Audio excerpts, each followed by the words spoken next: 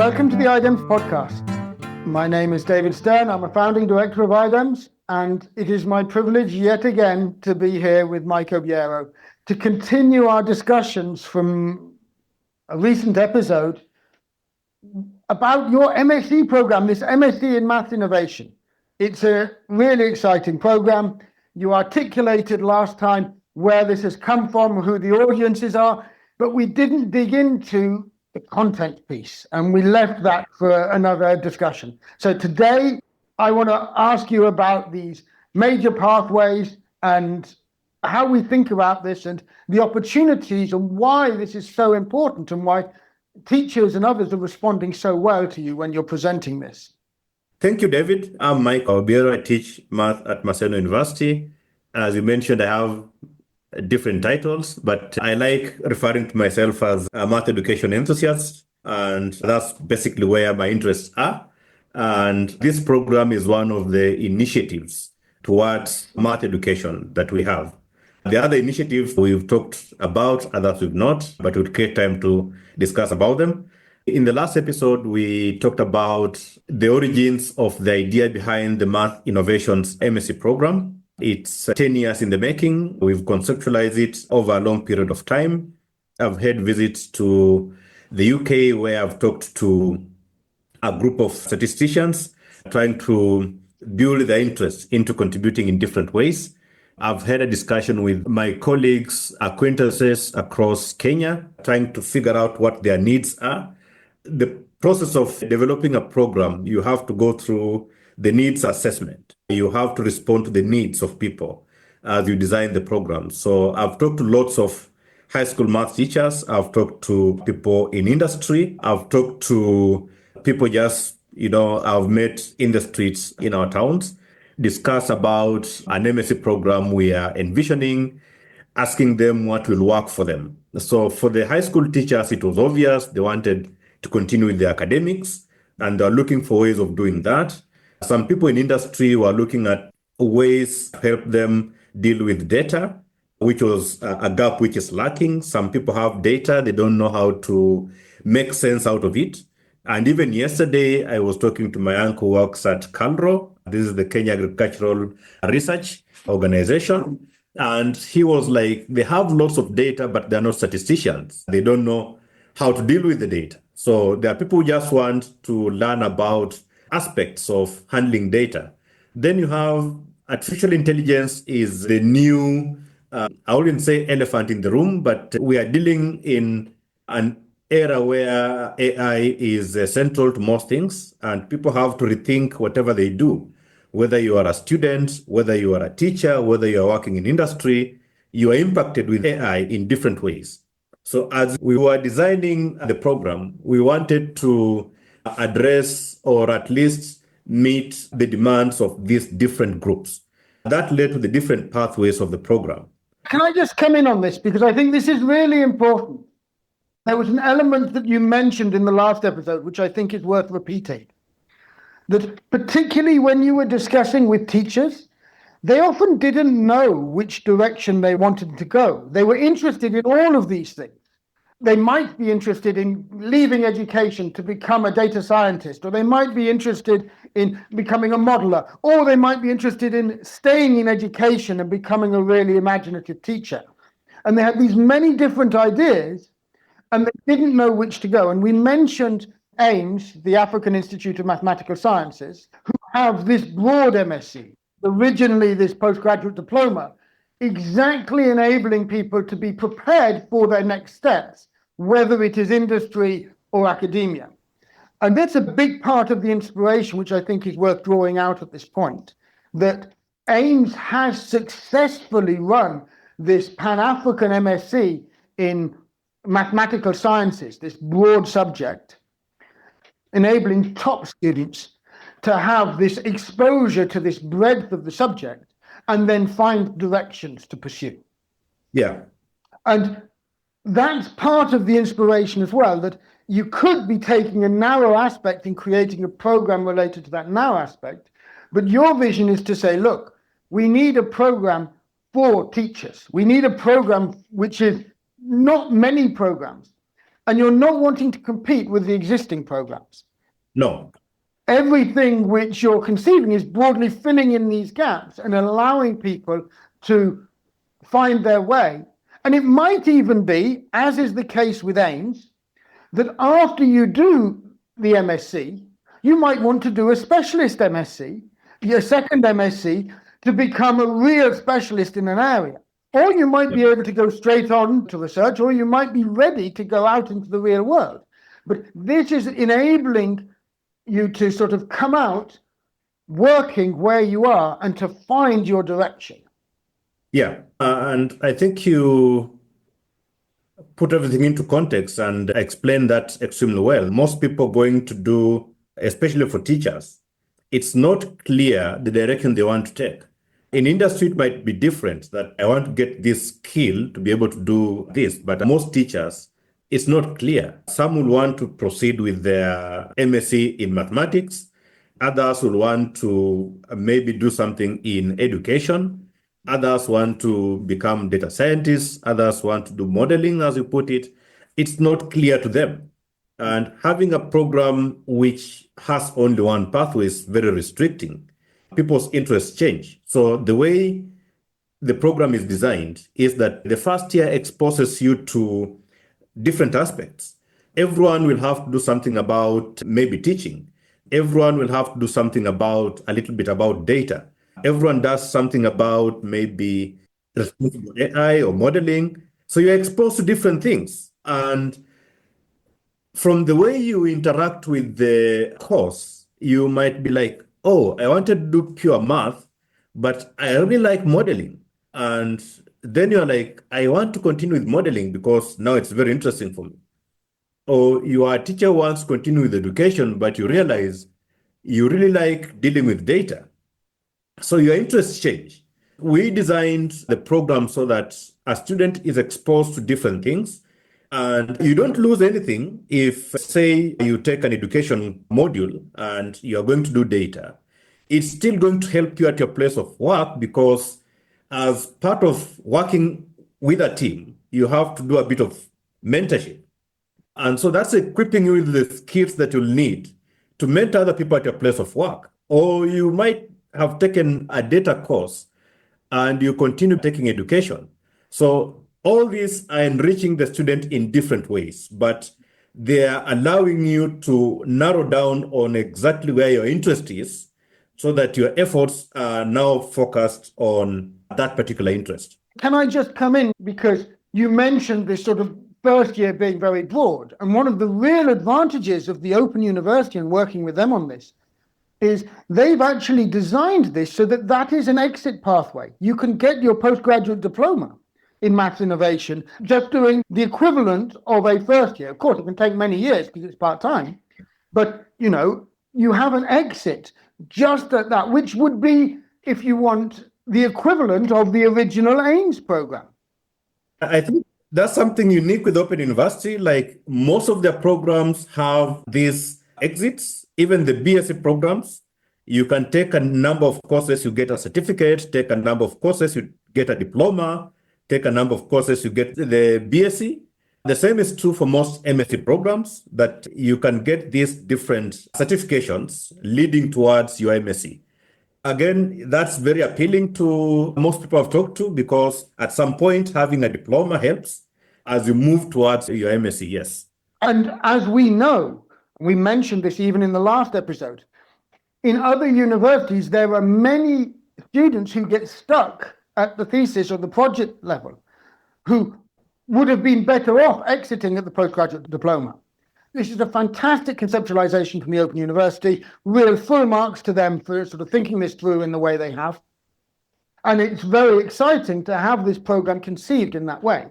But I want to dig into the specializations in the second year. And you don't have to specialize, but there's sort of three broad pathways that I've heard. Correct me if I'm wrong. There's a pathway which relates to education, which you've said yourself, this is what you're really excited about. It's this innovation in maths education. This is where your heart is. This is where my heart is, absolutely. Then the second one I've heard is the data one. And you've mentioned both, data skills, but you've also mentioned responsible AI or AI and how you do that. And that's another pathway which has elements of that. Yes.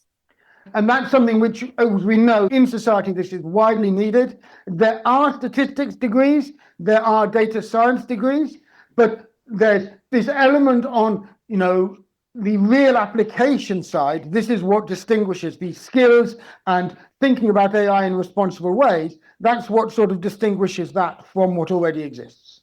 Right. And then you've kind of hinted at the fact that, well, you might still want to become a mathematician. And you've explicitly mentioned the fact that, the program is enabling people to think about pure maths or about modeling. And so in some sense, it is both pure and applied math, but even there, it is filling in gaps that are not currently part of the MSc programs. So my understanding is you've managed to sneak a bit of number theory in there, haven't you?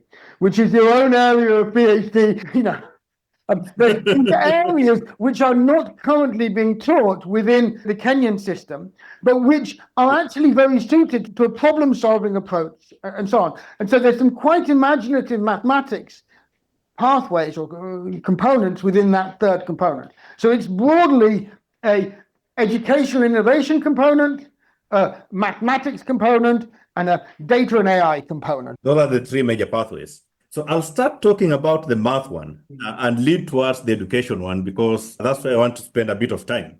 So people want to continue with their math MScs, and we were trying to envision the type of math that will be suitable for them.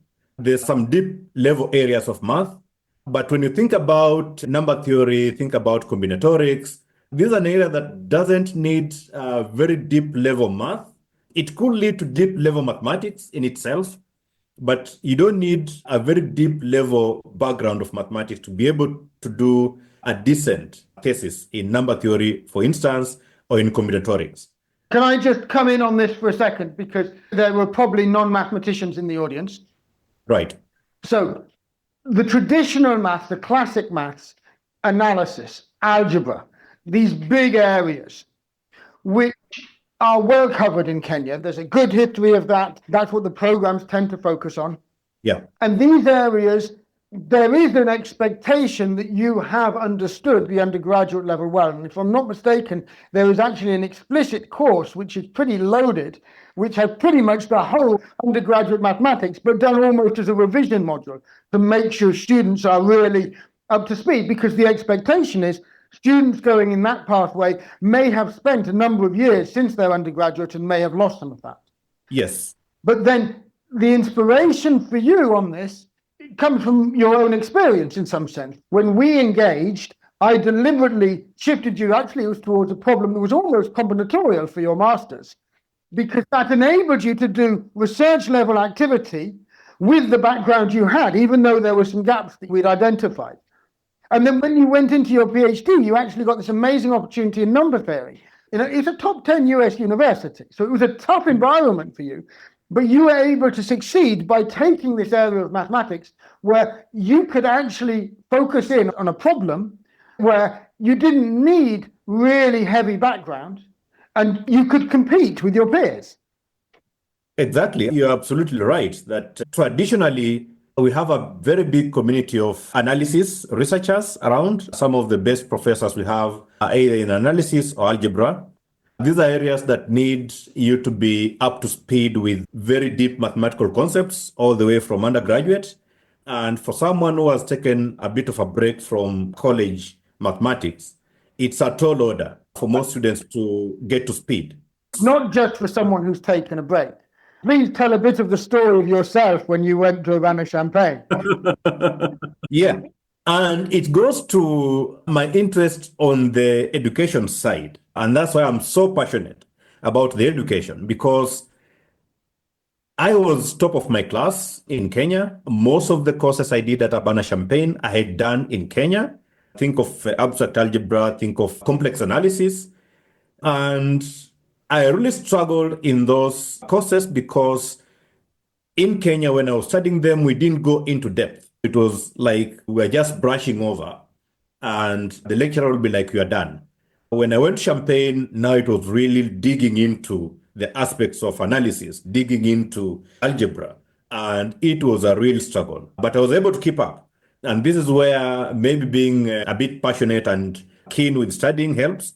But the area of math we envision for the program, as I mentioned, combinatorics, number theory. You don't need deep level mathematics to be able to do these problems. And even if you go through history, some of the people who did contributed to knowledge in combinatorics and number theory were doing it as part-time hobbies, and they were able to contribute to deep level mathematics. So students are able to still contribute to mathematics, but it's not that deep level mathematics that traditionally we have. I want to articulate what you're saying very explicitly, because I remember one of the stories you told, and I've forgotten if it was complex analysis or another subject. At the end of the first week, you were suddenly worried because everything you already knew had already been covered. That was abstract algebra. And I went into the course extremely confident. This is a course I got a straight A. So I did it at undergraduate, got a straight A, did it at master's, got a straight A. So I went into the course extremely confident of myself. And I was like, this is one of the courses that I'll have an easy time. And at the end of the first week, I was like, oh boy, I'm in trouble. Because everything I had done was covered in like 2 lessons. And there were some new concepts being introduced. And so I was like, if this is the first week, what will happen for the next 12 weeks? And I think the key is that it is the fact that some of your colleagues, they had already seen all of this at undergraduate in their previous studies. And this is what you mean. It wasn't that they were smarter than you, it's just that their education had prepared them for this course better than your education had prepared you for that course. Exactly. And so we have one course which is Foundations of Math. For people who want to do the math pathway, they'll have to take this course. And it sort of combines aspects of the entire undergraduate program into one course. So we hope that this particular course will be able to prepare students to the math pathway. We got to put it into perspective. I tried my best to prepare you before you went to Urbana-Champaign. And you did amazingly. But if you want to enter that sort of international level mathematics, that preparation has to start earlier. It has to come through undergraduate. It has to start at school, probably. That there's this extra depth. And that's part of the innovation you're trying to bring in. But let's not get sidetracked for that at the moment. What I'm hearing is that this mathematics component, you have a very concrete idea of how the nature of that mathematics will enable people who are naturally, as you were yourself, good mathematicians, to emerge from the program ready for further mathematics studies. That's sort of really the aim. But you could also have people who come through, good mathematicians, but get, as you pointed out elsewhere, get interested in modeling. And sort of on the applied math side, rather than, again, the whole range of applied mathematics, there's a specific focus on saying, well, actually, if people want to contribute to these complex models, these modeling things that need to happen, that are needed for society, these industry level modeling stuff, this is where the mathematics stream could prepare them for that as well. Those would be 2 key areas within the mathematics stream. Is that right? That's right. And for the modeling aspect, the focus is to lead towards computer-based modeling, because nowadays things are rarely done by hand. So we'll have to build their capacities. I need to articulate this again. So in the East African context, there has been some really good work done on training modelers in the theoretical approaches to modeling that are used in disease models and so on. There's actually a whole big stream of this. So what you're doing is you're distinguishing that sort of more theoretical models, which actually are important and are really based on differential equations behind them and so on. That differential equation modeling, from saying, well, okay, if you don't go deeply into the differential equation stuff, but you use a computer to solve those equations, and you actually focus on building the models and having the skills to build the models, that's a different training which is needed. And that's what you mean by this computer-based modeling. Exactly. So it's moving beyond the traditional applied math that's done, which is very theoretical, done by hand, towards leveraging on technology, which is using computers basically to design models. So again, there's the aspect of you might be interested in the math pathway, but you want to contribute towards modeling and not just the mathematics. I want to again quickly go through data because I'm not a data scientist and I've also been impacted by AI in different ways. Again, there's a lot of interest in data science. And in Kenya, you talk to any person, they're like, I want to do either BSc in data science, I want to do a master's in data science. And the problem is that there's no context towards the particular program you are studying. So the data science aspect of the program is tied to aspects of development. You are doing data science, but it's tied to, if you're in agriculture, it's tied to dealing with data in the agriculture sector. Yesterday, I was in a workshop on RNSTAR, basically playing around with agricultural data, and I was amazed with some of the analysis and the interpretation. As I mentioned, I'm not a statistician, I'm not a data scientist, but I was able to appreciate some of the findings in the data, doing experiments, different treatments, how to make sense. And I remember the facilitator, Roger, was like, you want to be a detective, a data detective, trying to identify anomalies in data and interpreting that anomaly and presenting that to the audience. So the data science aspect of the program is to do exactly this. It's not theoretical, but very practical. You are doing something with the data you have at your place of work. You can be sort of a data detective, detect anomalies in the data or make sense of the data and actually give interpretation, sound interpretation of the data to an audience or give recommendations. Maybe it's worth me coming in on this because, as you've said, you're not the driver behind this part. It's your colleague, James Masuka. And we've had many discussions. We've got a number of episodes with him on this podcast. And he is really deeply involved in this. And I could maybe have another episode with him and Lily, who's working with him on this, to be able to discuss, well, what are they aiming for in this stream? Of course, I'm very involved in the stream myself.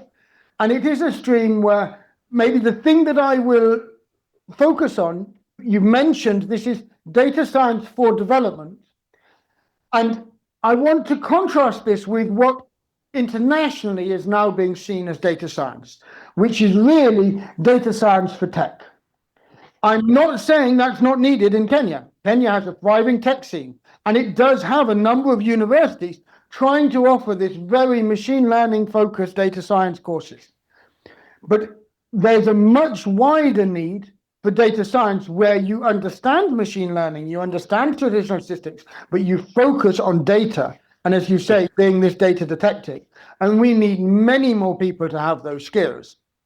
That's the essence of this stream, alongside the ideas of actually thinking about and being aware of how AI is coming into all this and how to responsibly integrate AI in the things that we do. That whole theme, as I say, is maybe worth me getting an episode with James and Lily, where we dig into what they're trying to achieve there. Yeah, as I said, I'm not an expert. I just have some vague idea of what they want to achieve. They are brilliant people in their own respect. I met Lily just 2 days ago. She was part of the workshop on RNSTAT, an amazing scientist. So yeah, it's worth you having a discussion with them, digging into their thinking behind what they want to achieve with that particular pathway of the program. And maybe again, as I discuss with people in the field who are interested in data, I can better articulate the thinking behind the data science aspect of the program. Yeah. So now to where my passion lies, education. As I mentioned, we have mostly high school teachers who are interested in an MSc, and most of them are kind of undecided on what will be suitable for them. So you talk to them about, you want to do an MSc, they're like, yes, I want to do an MSc. You give them this range of options and they're like, oh, I'm not so sure what I want to do. And then I discuss the education aspects of the program and they're like, I think that fits perfectly with me. I know you have a hidden agenda. You mentioned in passing the sort of fact that you want to get lots of people through this program.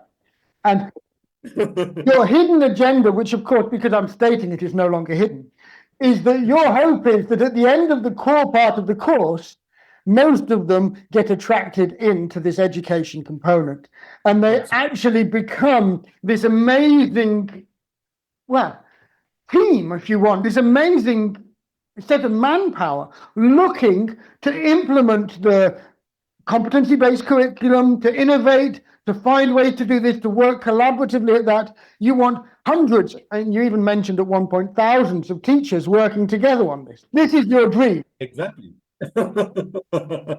In the long run, my aim is to develop a huge community of math education enthusiasts, thinking innovatively about ways of teaching not just math, but other STEM subjects. And there are so many things that someone will do to innovate in the teaching. And I'll just mention some of them. So we started with the use of technology in the teaching. There are different ways you can use technology. That can be in the assessment of students, give them immediate feedback as part of the learning process. We've done a series of math camps where we introduce mathematical concepts through co-curricular activities. This could be games, it could be plays, different co-curricular aspects. Can I just check, when you say co-curricular, you mean extracurricular or things that go alongside? What are you thinking? There are things that go alongside the curriculum. There are things that are not even tied to the curriculum. I was going to say the maths camps were always extracurricular. Yes, yes. And so there's this combination of things which are extracurricular and things which are aligned to the curriculum. Is that what you mean by co-curricular? So yes, that's what I mean by co-curricular. So there's the extracurricular aspects, which includes like games. Playing cards is something that's frowned upon in Kenya, for instance, because people are associated with gambling and things like that. But if you think about it, there's very deep math that goes with even gambling. How do you increase your odds? How do you know that you are losing and you need to stop? There's a lot of deep mathematics. And through playing card games, among other games, you are able to introduce very deep mathematics to students. And we've found that these activities, they arouse students' interest.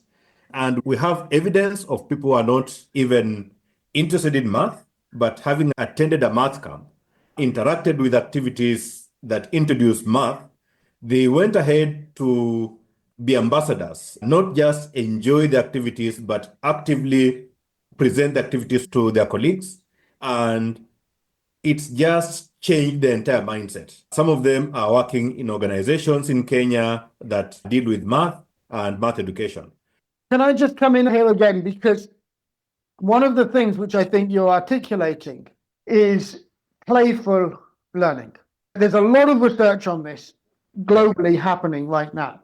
And this idea that if you can engage students from a young age in playful learning, then the learning isn't a chore. It's something which is happening. And this is how they get really much further, much deeper.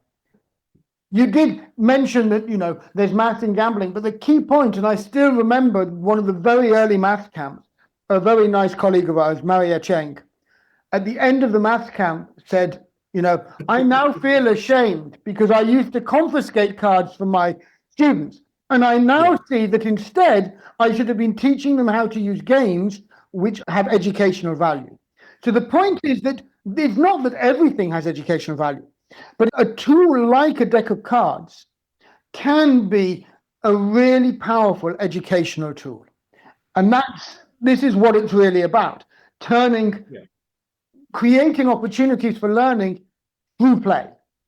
Yes, and just helping kids identify patterns through nature. You can design playful activities that help students identify patterns that lead again to deep mathematics. So getting teachers to a stage where they can appreciate using these different innovations to motivate students in class. I was in a math camp a few weeks ago, and we had teachers as part of that camp. We were introducing some of the math activities through play, and even teachers were not aware of the math that was being introduced. And at the end of it all, they were like, this is a much better way of introducing this aspect for my class. So getting teachers to a point where they can appreciate using innovative tools. That can be tools that don't use technology. It could be the use of technology in the teaching. We feel that it will not only improve the teachers themselves, but it will improve the teaching process. And more than this is not just your initiative. The Kenyan education system has just shifted to competency-based curriculum, which is based on these same ideas. Exactly. And it's again a challenge that the government has, that it has shifted to the competency-based. It was curriculum, but now it's competency-based education, where kids have to learn, develop their competencies. And there's a lot of emphasis through learning through discovery. And teachers are having a difficult time because traditional teaching is you have a concept you want to introduce. If it's geometry, then you start with trigonometry and you jump into the content. But now there's a lot of emphasis on students to discover these different aspects of geometry by themselves. And the curriculum is designed to bring this aspect. And teachers are struggling a lot. We feel that it's giving teachers an opportunity to learn on how they can deliver some of these aspects of the curriculum in different ways, where the emphasis is on students discovering the math and not the math being presented to them. There's another aspect of education that I really want to touch on, and I feel teachers can be an integral part of this process, and that's development of the teaching resources, especially the text. This is a fantastic topic, but there's no way you're going to finish this topic in the next few minutes. We need another episode for that, because I know where you're going on this, because we've already had episodes about your textbook, your open textbook efforts. That deserves an entire episode in its own right. I just want to give a flavor where, as part of the curriculum or the MSc program, there's the component of teachers actively developing the teaching and learning resources. And this is one aspect where teachers have an opportunity to develop their own resources for teaching and learning.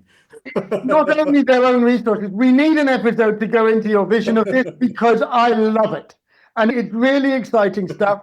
Let's have a separate episode which touches on that.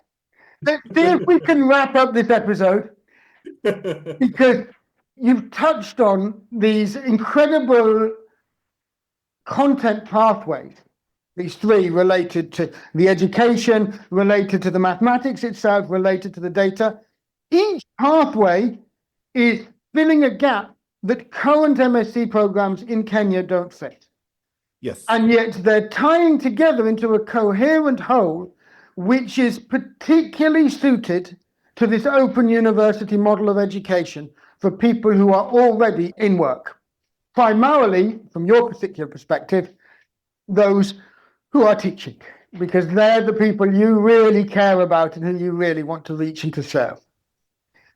I hope that this articulation of that content might be something which, if teachers were to hear this again, maybe you will get somewhere towards your numbers, because I think this is what they are looking for. When I've had discussions with Kenyan teachers as well, and I don't think it's just Kenyan teachers, I've had discussions with teachers across the continent and beyond.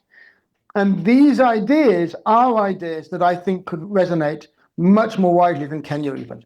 So I'm excited that the fact that we're co-developing these content as open educational resources means that other countries can pick up and use these resources, adapt them to their context. And once they're adapted to their context, who knows what collaborations could emerge when you now get teachers across different contexts all working in these innovative ways. And just to add on what you've mentioned, the MSc program we designed is not, it's perfect for the Kenyan context, but I will argue that anyone in any given context can benefit by taking it. So it's not just for Kenya, but I will argue that it's sort of an international MSc because of the international collaboration in developing the program. So it's not just responding to the needs in Kenya, but it's actually responding to the needs of teachers across Africa and even beyond. So my hope is that, yes, we can have the aspect of different countries. Maybe they want to customize the program to deal with specific aspects in their contexts, and that can lead to broader discussions and collaborations between the Open University and different countries. I know that IDEMS has an MOU with the Open University in developing some of these resources, and I think that's a brilliant idea, because now IDEMS can act as an intermediary. If anyone wants to collaborate with the Open University, the easiest way might be just collaborating with IDEMS, because IDEMS has been an integral part in designing the program, in designing the courses, and eventually in delivering the program. So I think it's an ideal partnership between academia and industry in developing a program that addresses the needs of academia and industry. Thank you for the kind words, but I know your real intention is to get international students on the program. Anyway, I'm trying to convince a few guys from Ghana to do it. okay, this has been great. We will have another episode at some point soon on this intersection with your textbooks, I promise. I look forward to that. We've not even discussed about the math camps. Most of the initiatives we've had were born out of the math camps, and the textbook is the current big idea that we're working on. So I look forward to having other discussions about that. Sounds great. Thank you so much, David, for having me.